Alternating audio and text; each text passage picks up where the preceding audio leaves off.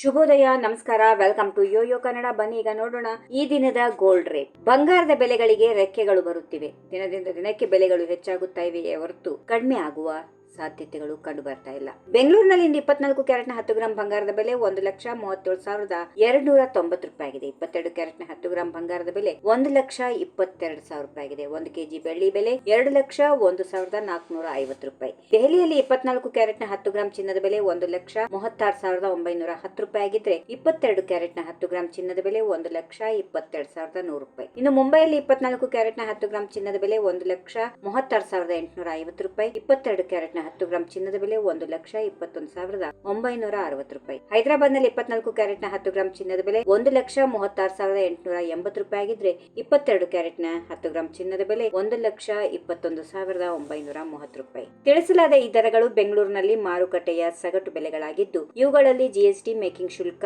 TCS ಮತ್ತಿತರ ತೆರಿಗೆಗಳು ಸೇರಿಲ್ಲ. ಚಿನ್ನದ ಬೆಲೆಯ ಏರಿಳಿತವು ಹಲವಾರು ಅಂಶಗಳಿಂದ ಪ್ರಭಾವಿತವಾಗಿದೆ.